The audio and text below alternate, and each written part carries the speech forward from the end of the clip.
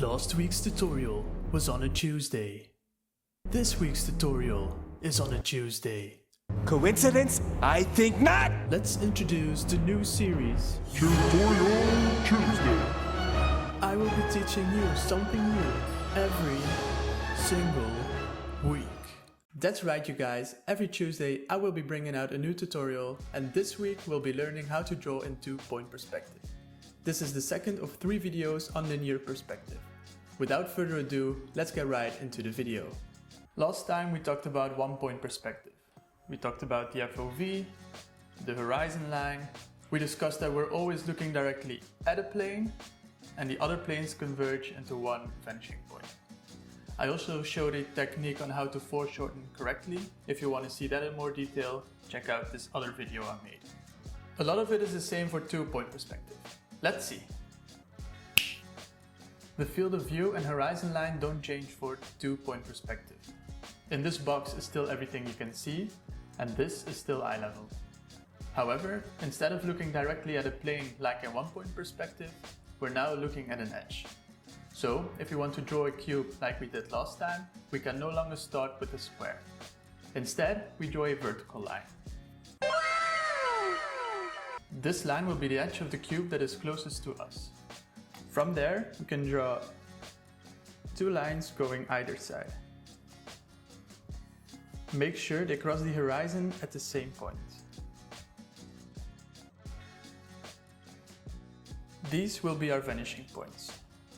Now, to finish the cube, you add more vertical lines like this, and you can use the vanishing points to complete the cube.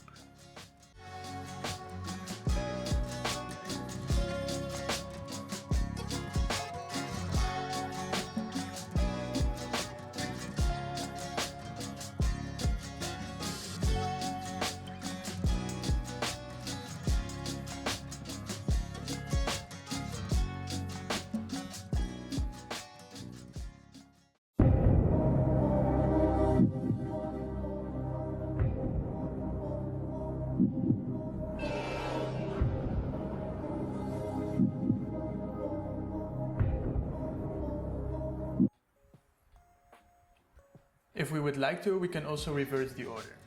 We can pick our 2 points on the horizon line, and from there draw 2 lines going into your field of view.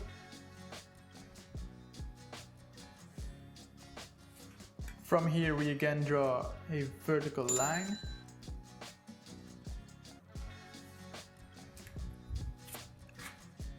And where this line meets the 2 vanishing lines, we will draw 2 more lines into the other vanishing points.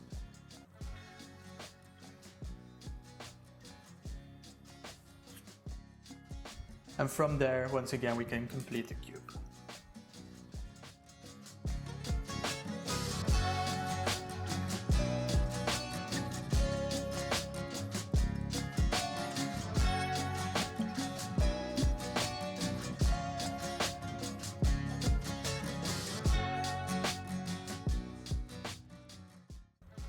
Also, it's probably best to have your vanishing points outside the field of view. If you were to put them inside,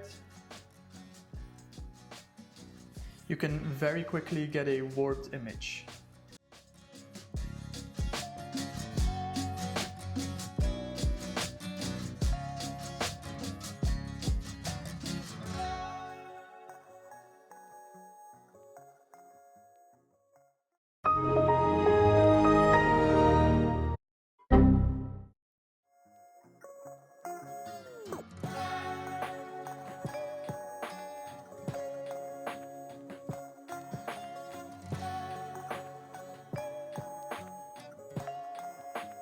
As you can see, because these vanishing points are so close together, this image feels really unnatural. Now, if we want to draw from a reference picture instead, we can reverse engineer this entire process. This is the picture I chose for us to draw today. At first glance, it's not easy to see where the horizon line is. What is easy to see though are the vanishing lines. If we draw the ones to the left, they should converge into our left vanishing point. If we do the same thing on the other side, we have our second vanishing point. And because we know that in 2-point perspective, the two vanishing points are on the horizon line, this should be our horizon line. Make sure that the lines you choose as your vanishing lines are parallel to each other. In this example, I think it's safe to assume they are. Meaning that if you were to look directly at this, for example, it would be a rectangle, and so the top and bottom would be parallel. And with this, we should have enough information to start drawing. I started with the horizon line and then two vertical lines. They are these edges of the reference picture. From there, I started putting in guidelines to make it easier for me to get the proportions right. I recommend to always do this in the beginning and to try and measure everything out to get a more accurate result. Later, with practice, you will start to build an intuition and you'll need less or even no guidelines at all. Once that was done, I went in with a darker pencil, drawing in what I know would be permanent lines. I sometimes added more guidelines along the way whenever I felt I needed them. During this phase of the drawing, it's important to keep checking with your reference.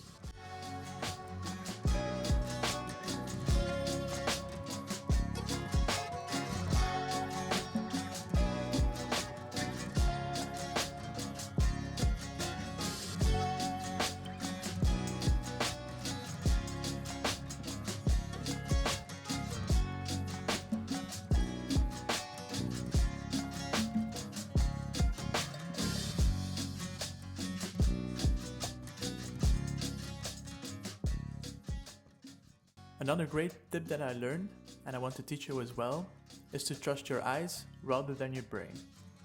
Here, for example, I was trying to draw this rounded corner. My brain knows this is round, so I drew it with a curve. But looking at it, it just doesn't feel right. Looking back at the reference, I saw I was so close to the horizon line that the line appeared to be straight. I later changed it and it looked much better.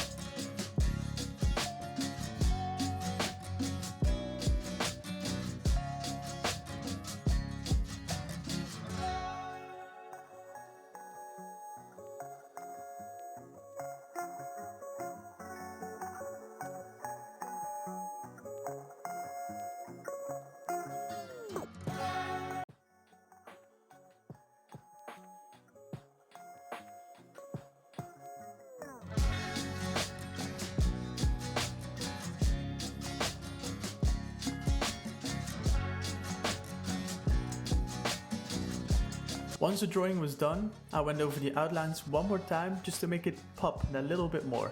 However, I'm not adding anything here, so let's cut to the final result. We are done! Here it is, guys, the final result. The vanishing lines are still there, but I think I'm gonna leave them. Let's call it artistic freedom.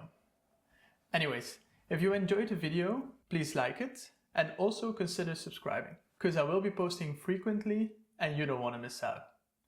Also, last video hit 100+ views and we crossed 10 subscribers. What? Thank you so much. Can't wait to speak to you again on the next video. And don't forget to ink outside the box.